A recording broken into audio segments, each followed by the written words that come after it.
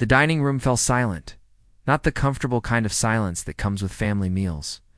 This was different. This was the kind of silence that makes your chest tight, that makes you hold your breath without realizing it.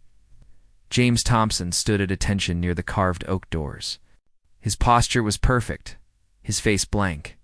That's what 20 years as a royal guard teaches you. You see everything. You say nothing. But tonight, he knew something was about to break. The long mahogany table stretched across the room like a bridge. 18 chairs. Crystal glasses catching the light from the chandelier above.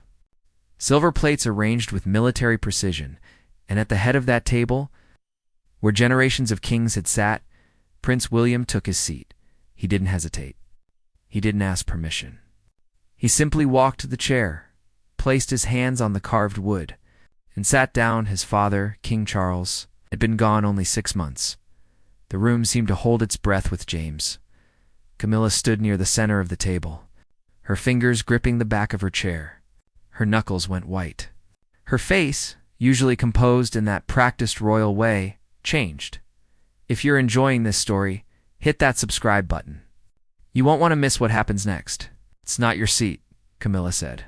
Her voice cut through the silence like a knife through silk, soft but sharp enough to draw blood. William looked at her, his blue eyes steady, calm. It's exactly where I should be. James had seen tension before. He'd watched family disagreements hidden behind closed doors.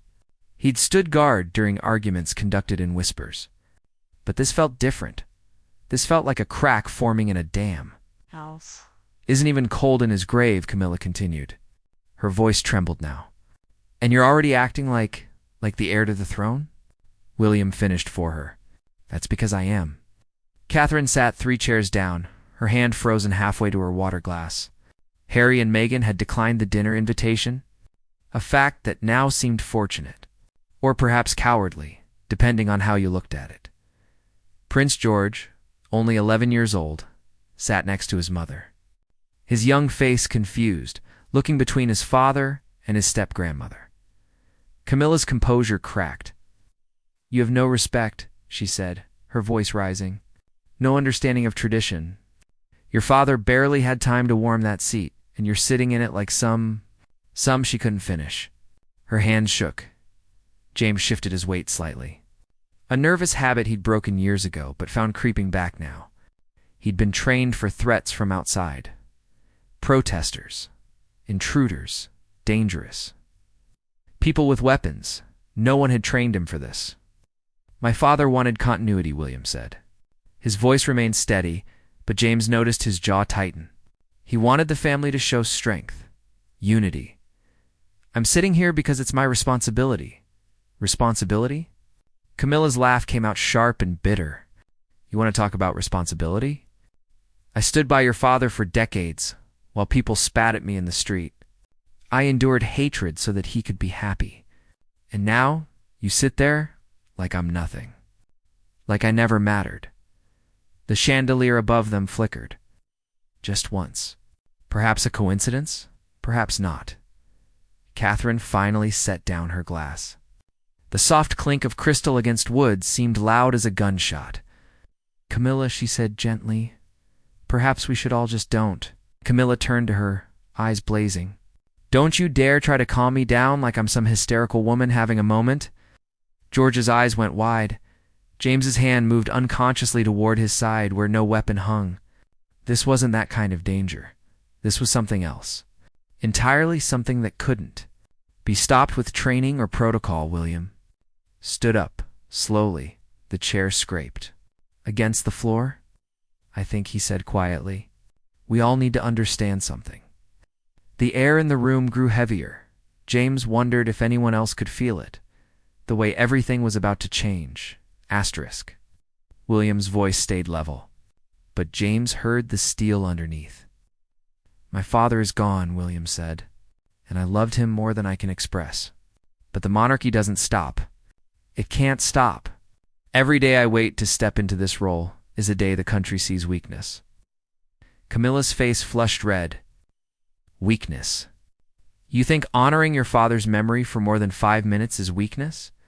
I think, William continued, that sitting anywhere else at this table sends a message. That I'm not ready. That I'm still the boy who needs permission. I'm not that boy anymore. Catherine stood now too. She moved slowly, gracefully, toward her husband. Her hand found his arm. We're all grieving, she said softly. All of us. Maybe we could know, Camilla's voice cracked. No, we can't just smooth this over with pretty words and polite suggestions, Catherine. This isn't about grief. This is about respect. This is about knowing your place. The last 3 words hung in the air like poison. George looked down at his plate. His small hands folded in his lap. James had children. 2 boys, grown now. He knew that look. The look of a child watching his world become complicated in ways he couldn't understand yet. William's shoulders tensed. My place, he said slowly, is at the head of this table. That's not arrogance. That's fact. Your place, Camilla shot back, is wherever humility and decency tell you it should be. But those were never your strong suits, were they? Catherine's intake of breath was sharp. William's hand curled into a fist at his side. James saw it. The small crack in that royal composure. Be very careful, William said quietly, about what you say next. Camilla laughed again. That same bitter sound, or what? You'll banish me from dinner? Strip me of my title? I've survived worse than you, William. Much worse. I don't doubt it, William said. But surviving and belonging are 2 different things. The words landed like a slap. Camilla went very still. Her face drained of color, then flooded with it again. Her hands trembled at her sides. How dare you, she whispered. How dare you suggest that I don't belong in this family? I was your father's wife. I am the queen consort. I have every right. You have the rights my father gave you, William interrupted. And I honor those rights. But don't mistake them for power over me. James had never heard William speak this way. Firm, yes. Authoritative when needed. But this was different. This was a man drawing a line in the sand and daring someone to cross. Camilla's composure finally shattered. Completely. You're just like your mother, she hissed. The room froze. Catherine's hand tightened on William's arm. George's head snapped up. Even James, trained to show nothing, felt his eyes widen slightly. No one mentioned Diana. Not like this. Not as a weapon. William's face went blank. Completely blank. It was somehow more frightening than anger would have been. What did you say? His voice came out barely above a whisper. Camilla seemed to realize her mistake. Her mouth opened, closed, but the words were already out there. Already poisoning the air? I didn't mean, yes, you did. William's voice stayed quiet. Deadly quiet. You meant exactly that. You've been waiting to say it for years, haven't you? James saw Catherine lean close to her husband, whispering something urgent. But William didn't seem to hear her. My mother, William said, each word precise and cold. Had more grace in her little finger than most people have in their entire body. And you're right. I am like her. I care about this family. I care about doing what's right, even when it's hard. Even when people like you make it impossible. Camilla's eyes filled with tears. Real tears. Not the practice kind that royals learn to summon for funerals and ceremonies. I have given everything to this family, she said, her voice breaking. Everything. And still, I'm treated like an outsider. Like I'm not good enough. Like I never will be. Then maybe, William said softly, you should ask yourself why that is. The cruelty of it struck everyone in the room. Catherine closed her eyes. George stared at his father like he didn't recognize him. And Camilla, the queen consort, the woman who had endured decades of public hatred to be with the man she loved, broke. She grabbed the edge of the table. Her whole body shook. And then she did something James had never seen any royal do in all his years of service. She screamed, not words. Just sound, raw and primal and full of years of pain. The chandelier trembled above them, and in that moment, James understood that this wasn't just about a chair.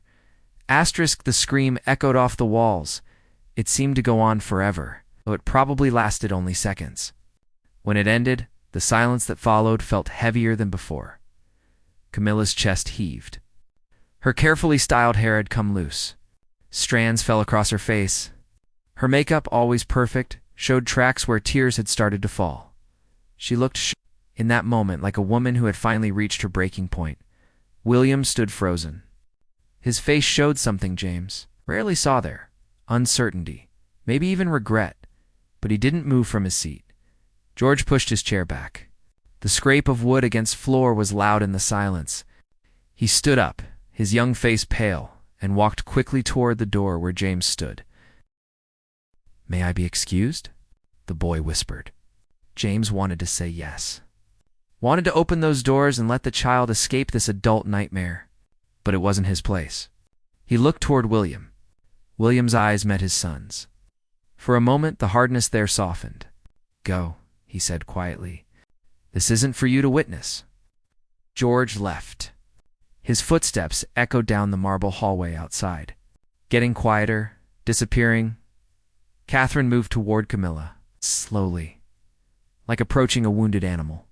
"Please," Catherine said gently. "Please sit down. We can talk about this calmly." Calmly. Camilla's voice came out hoarse. "How am I supposed to be calm? How am I supposed to sit here and be insulted in the home that should be mine as much as anyone's?" "It is your home," Catherine said. "No one is saying otherwise. He is." Camilla pointed at William. Her hand shook. "With every action, with every decision, he's telling me I don't matter, that I never mattered." William finally moved.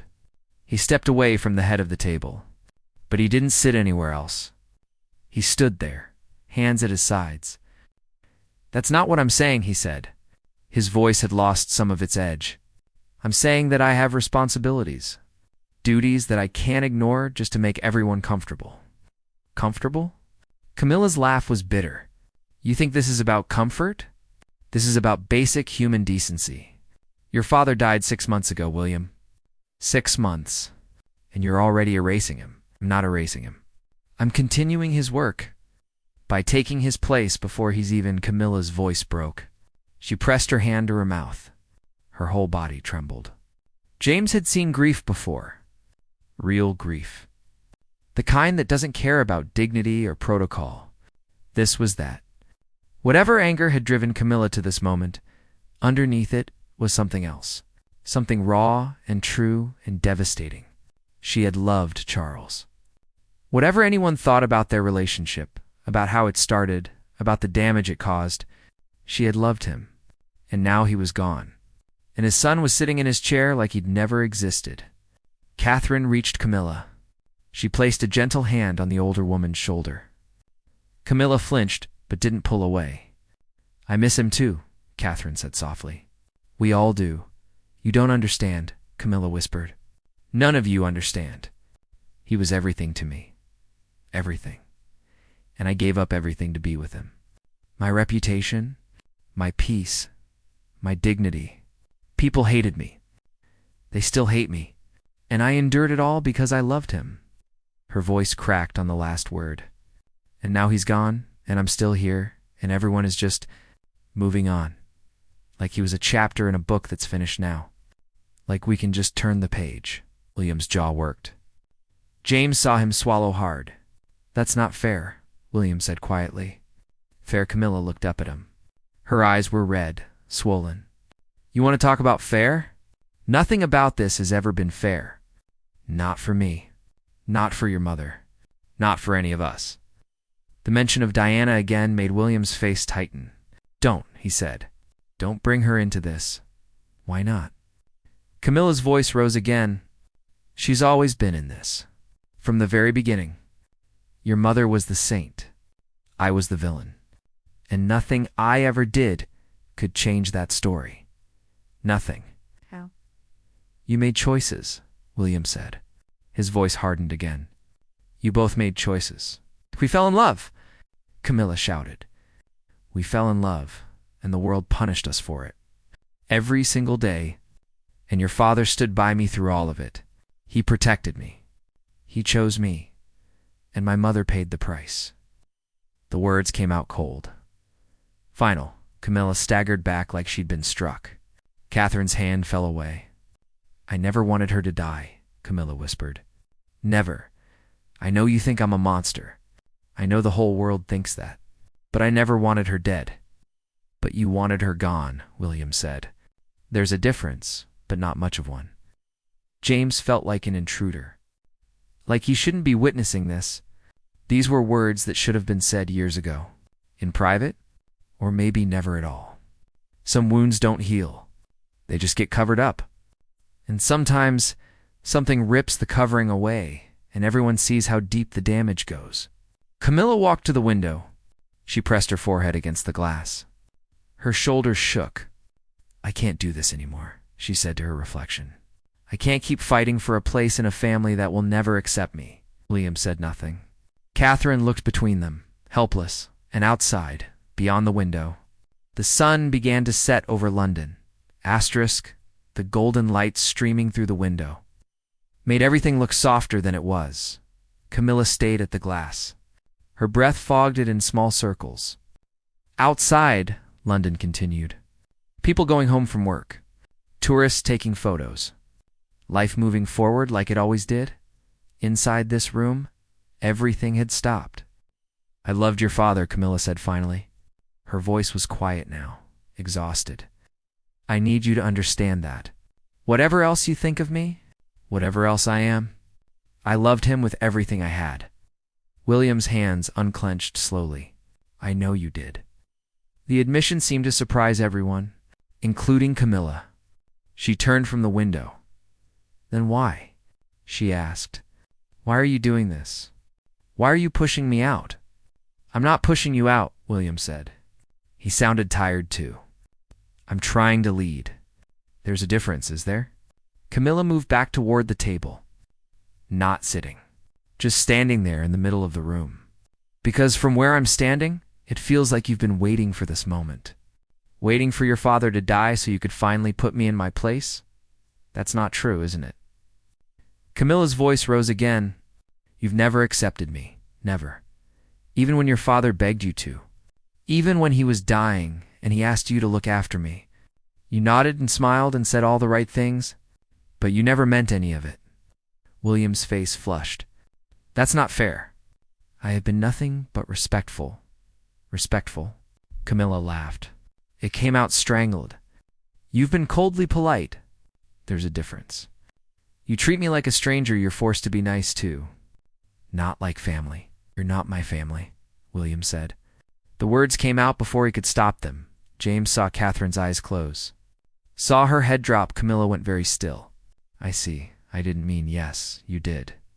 Camilla's voice was quiet again. But there was something broken in it now. Something that couldn't be fixed. You meant exactly that. And at least now we're being honest. She walked to her chair. The one in the middle of the table. Not at the head.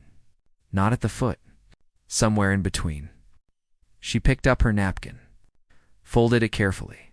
Set it back down. Your father made me queen consort, she said. He gave me that title. That honor. But he couldn't make you accept me. He couldn't make any of you truly let me in. Tried, Catherine said softly. Did you? Camilla looked at her. Or did you just go through the motions because Charles asked you to? Be honest, Catherine. Have you ever, for one single moment, thought of me as family? Or am I just the woman who has to be at Christmas dinner because protocol demands it? Catherine opened her mouth, closed it. The silence was answer enough. Camilla nodded slowly. That's what I thought. James felt something crack in his chest. He'd watched this woman for years. Seen her at state dinners? At ceremonies. Always composed. Always trying so hard. And now he saw the truth underneath. She'd been trying to earn something that was never going to be given. I'm sorry, William said. His voice was rough. I'm sorry that it's like this. But I can't pretend anymore, either. My father loved you. I respect that. I respect what you meant to him. But I watched my mother cry herself to sleep. I watched her waste away because the man she loved chose someone else. I was 12 years old, and I had to comfort her. Me, a child. His voice cracked on the last word. And you want me to just forget that? William continued. You want me to sit here and pretend like none of it happened? Like there isn't this canyon between us that can never be crossed. Camilla's face crumpled. I never asked you to forget. I just asked you to try. To see me as a person, not as a villain in your mother's story. But that's what you are, William said. To me. To Harry, that's what you'll always be. The cruelty of it was breathtaking. Catherine stepped between them. William, please. This isn't helping. Maybe it needs to be said, William replied. Maybe we've been polite for too long. Maybe that's the problem. The problem, Camilla said, her voice shaking, is that your father chose me, and you can't forgive him for that. So you're punishing me instead. William's eyes widened. That's not it is, Camilla interrupted. He's dead, William.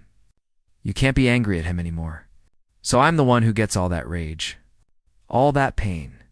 I'm the one who has to carry it. You chose to be with a married man, William said coldly. You chose this life. All of it. And your mother chose to marry your father knowing he loved someone else? Camilla shot back. We all made choices. We all lived with consequences. But I'm the only one who's still being punished. The words hung in the air like smoke. William stepped back, his face pale.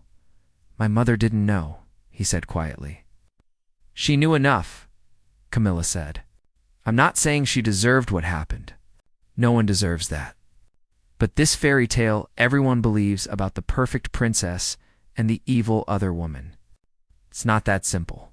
Nothing ever is. James had served the royal family for 2 decades.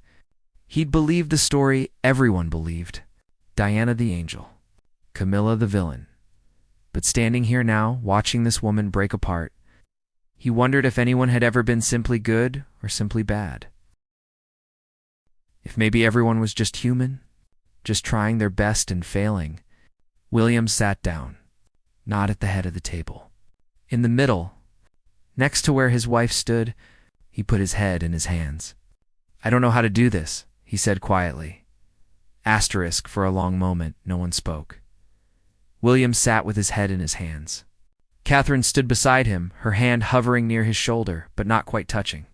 Camilla remained by her chair, watching them both. The anger had burned itself out. What was left felt worse somehow, like ash after a fire. Gray and cold and final. None of us know how to do this, Camilla said finally. Her voice was gentle now, sad. Your father didn't leave us instructions for this part. William looked up. His eyes were red. He left you everything. The title, the position. Hello. What more instructions did you need? He left me his love, Camilla agreed. But he left you his anger. And I don't know how to help you let it go. Maybe I don't want to let it go. Then you'll carry it forever, Camilla said. And it will poison everything. Your reign, your family, your children. Is that what you want? William stood up abruptly. The chair scraped back. He walked to the fireplace, stared at the portraits above it. His ancestors. Kings and queens going back centuries. I was a boy, he said, not turning around. I used to imagine what kind of king I'd be. I thought I'd be fair, just strong. I thought I'd make my mother proud. His voice caught. And now I'm sitting in this palace, preparing to wear a crown, and all I feel is tired. Tired and angry and lost. And I don't know who to blame for that. My father? You? The press? Myself? Camilla moved closer. Not too close. Just enough that her voice would carry. Your mother would be proud of you, she said. Whatever you think of me, whatever anger you carry, she would look at the man you've become, the father you are, the way you love your wife and children. She would be proud. But you didn't know her, William said. His back still to her. No, Camilla admitted. I didn't. But I knew your father. And he talked about her sometimes. Late at night, when he couldn't sleep, he told me about the good parts. The parts before everything went wrong. William turned. He talked about her to you? Is that so surprising?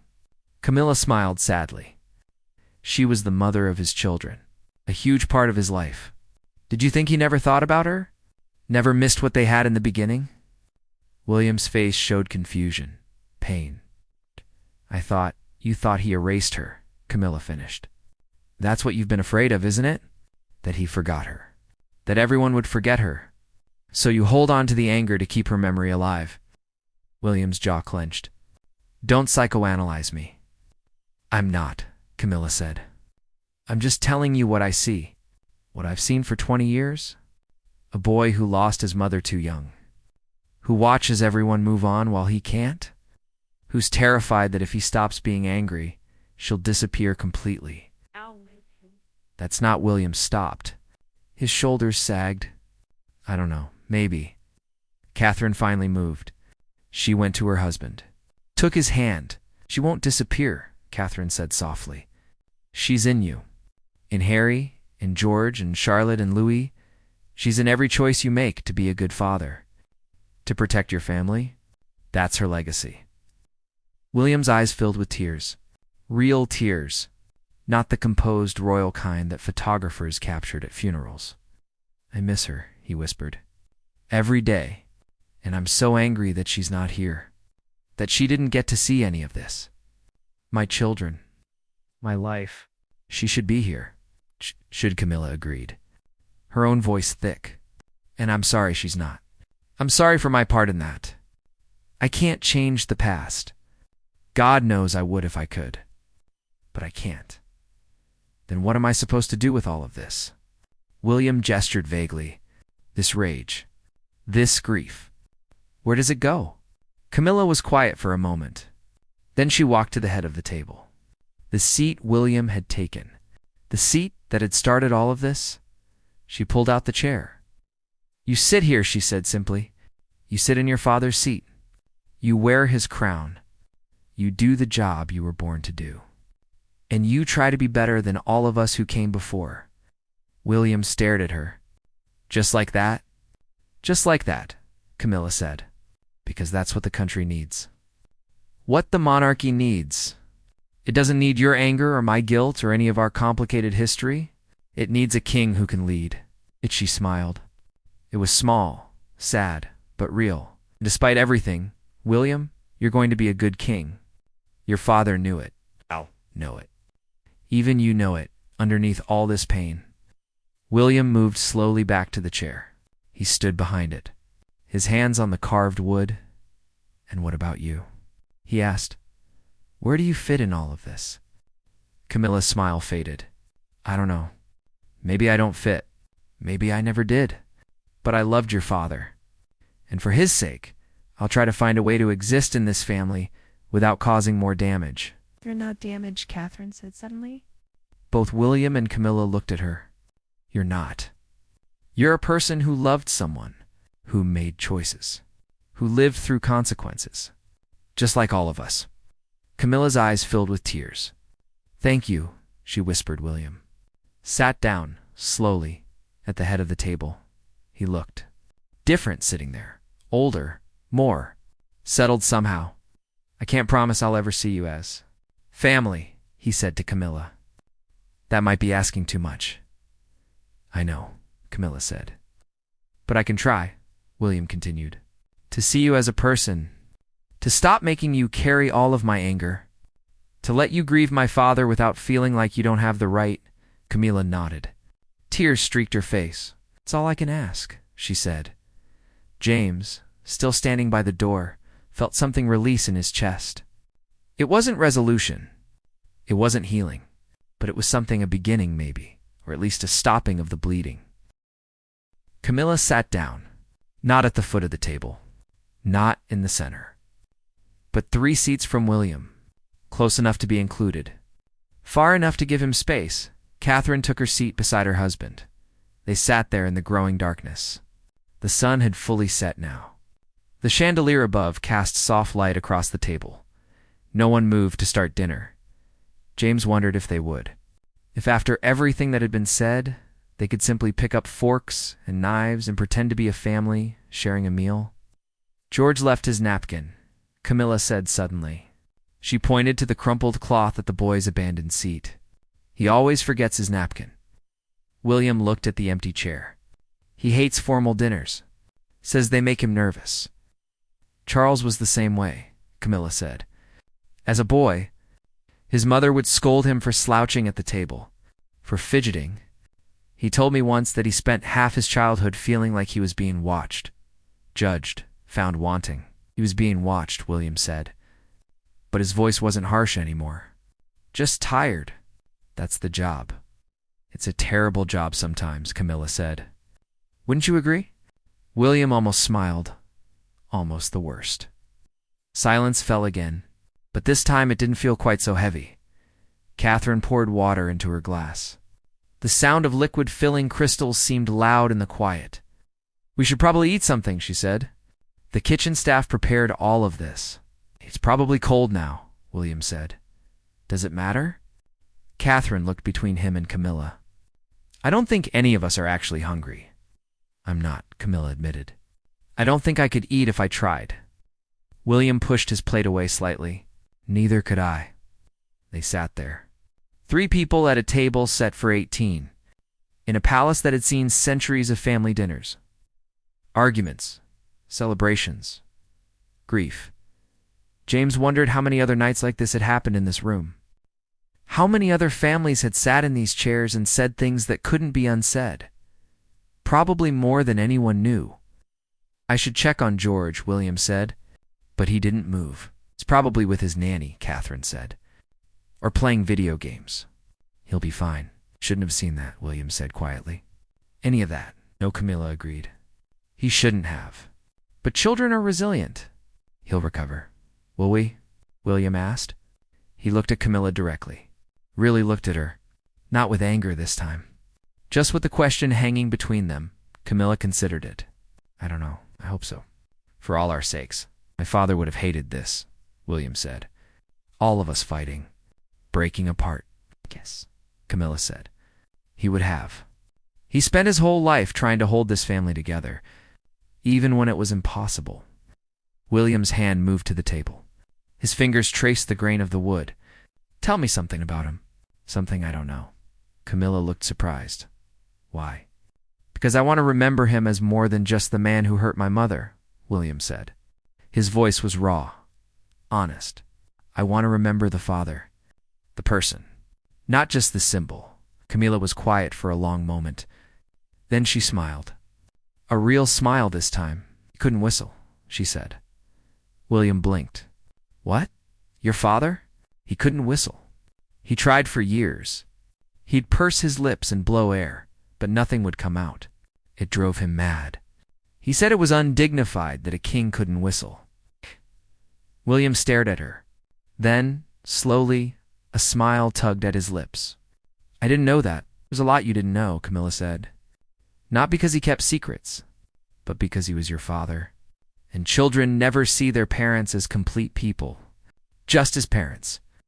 Tell me more, William said. So she did. She told him about Charles's terrible jokes, the ones that made everyone groan. About how he loved gardening but could never remember where he'd planted things. About the way he cried during sentimental movies and tried to hide it. About his fear of flying, even though he'd done it thousands of times. Catherine listened. William listened. And slowly, in that dining room, something shifted. Not forgiveness. Not exactly. Maybe that would come later. Or maybe it wouldn't. But understanding. A glimpse of it anyway. James watched them talk as the night grew darker outside. He watched William's face soften. Watched Camilla relax. Watched Catherine reach across and squeeze both their hands. They never did eat dinner. Eventually they stood. William held out his arm to help Camilla from her chair. She took it, surprised. Thank you, William said. For telling me those things? Thank you for asking, Camilla replied. They walked toward the door together. Not close, but not distant either. As they passed James, William paused. Thompson, he said. Your Highness? James replied. You didn't see any of this tonight, William said. But there was something in his eyes. Not a threat. A request. See what, sir? James said. William nodded. The faintest smile on his face. Then he continued out the door. Catherine and Camilla followed. Their voices echoed down the hallway. Quieter now, calmer. James stood alone in the dining room. The table still set. The food untouched. The chandelier still glowing above. He thought about the story he'd just witnessed. The kind of story the press would kill for. The kind of story that could destroy reputations, end careers, but he'd keep it to himself. He'd sworn an oath 20 years ago to protect and serve. Sometimes that meant protecting them from outside threats. Sometimes it meant protecting them from themselves.